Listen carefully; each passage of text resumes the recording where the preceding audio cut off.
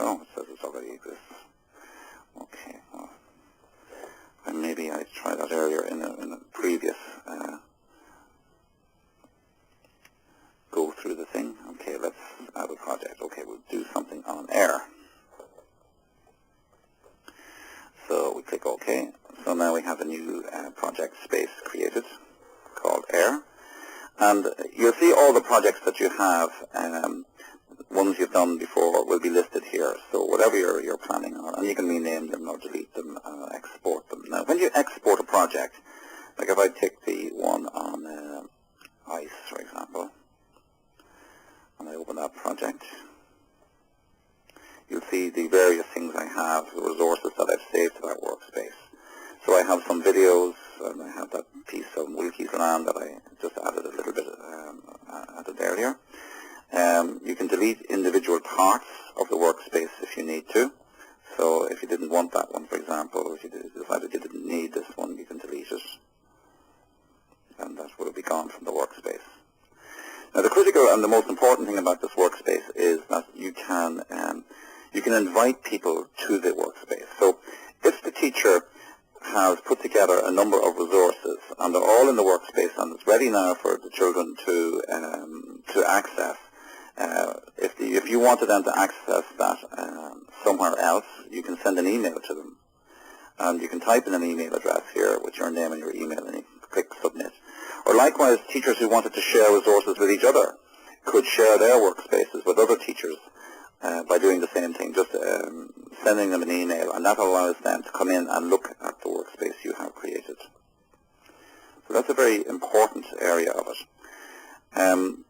You can save your workspace, all the changes you make to it, click the Save button, and that will do that. Or if you want to print what you've in the workspace, likewise, you click on the Print tab, and it's going to ask you, it's going to bring it up in an area a way that can be printed. Okay. The other thing that is important there is if you wanted to export it, this Export tab will actually make a spreadsheet of what you've in your workspace. So it will become an Excel spreadsheet. So if I click on Open or Save, it'll open it, and it'll come up as a workspace. Now we obviously have to drag out these tabs a little more and see what we have. But you could print it up or whatever you want to do with it after that. Okay, so that's using the workspace. So this is the critical zone, I think. Once teachers have used the various pieces of the various tools, like the timeline or the animal kingdom or whatever they want to use, you can have everything saved out to the workspace that you need. The guided tour is also another area that will help people with Britannica, because there's a full tour of all the features of Britannica. It's a PDF document, so it's 1.6 megabytes. It's not too big, and that can be saved or printed, and teachers can have it to hand if they require assistance or they want to look something up. And the other one is the help section, and the help one is also quite nice because it opens up a kind of indexed area where you can look through the various areas, like if you wanted to find out about using the workspace, how to make how to register initially, and then all the other elements of using your workspace and how to share it. So that help section is an invaluable part of the thing, and you can see it by index also as well as by content. So if you wanted to type in something there, you can find everything that's covered, quite a lot. Now that's a very quick run-through of the features of Britannica. Let me get back to the home page. I haven't looked at the dictionary, but again, it's a full dictionary, so if you wanted to look up a word like zoology, which I had earlier, so I don't have to go typing it. Now we click Go. Now we can see, if you wanted to hear how it sounds, how the word is pronounced, we can click on the speaker icon. Now I may have disabled my speaker. Oh no, you should zoology. There we are. Yeah. And again, if you wanted to use a thesaurus and look up all the other links that would be around, I don't think there's anything around zoology, but if you put in another word, I'm sure you'll find lots of different links. So there is one entry found in the thesaurus. There we are. Okay, so I think now I've shown you pretty well all the different areas of Britannica Primary.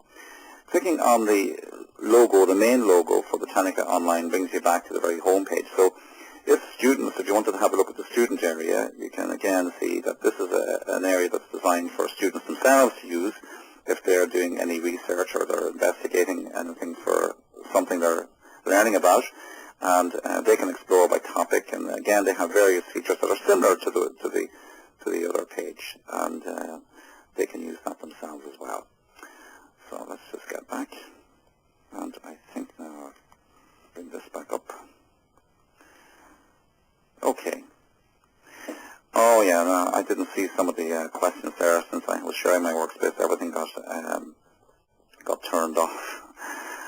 Okay, so the download gives you. It doesn't. I'm afraid it's the video is in a particular format, so you can't actually decide you'd like to change the format for that video.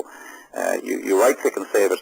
But what will happen is, if you use something like Real Player, it's easy to play because Real Player will play pretty well all video formats that are there, from MPEG to AVI or whatever else. So it's more a question of what video player you're using, QuickTime or whatever you have.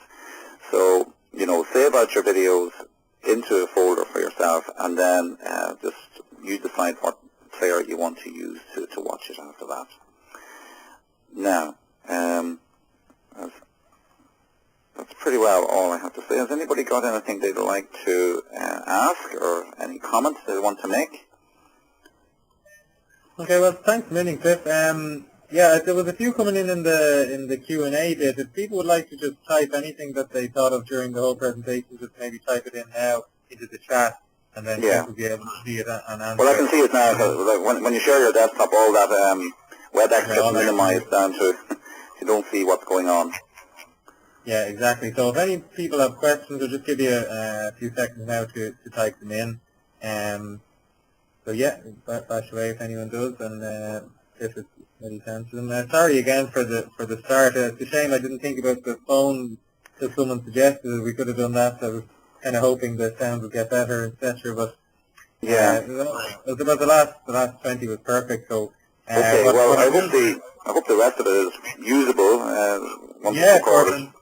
And one thing is, we always do a transcript of the session, so I will be doing that. So I'll try and work out exactly word for word, and then if people are struggling to hear when they're watching the recording, they can always have the transcript beside them as well. I see. And there's the first question in. Where's that now? Let me see. Can you see them down, Karen? It's saying, are the learning activities aligned to the curriculum? Learning activities are aligned to the curriculum, the UK curriculum. They're not aligned to the Irish curriculum.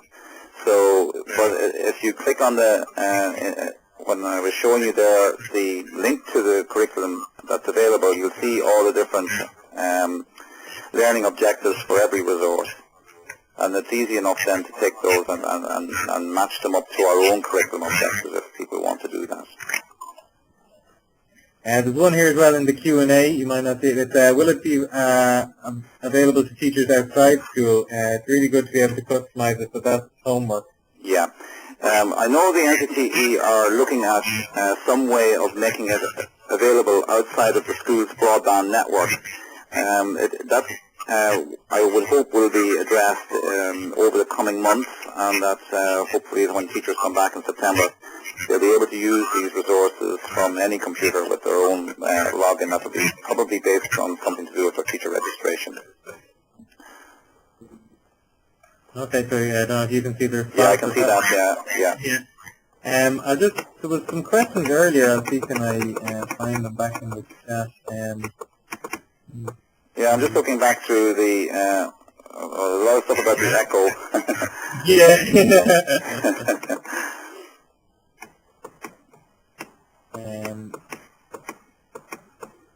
Yeah, are you sure you're not hosting from a helicopter? Yeah. Does the download give you the option of choosing format of video? I said that, I addressed that. You can't. Maybe that. Yeah. No, you can't decide what format to save your video as, but once it's saved,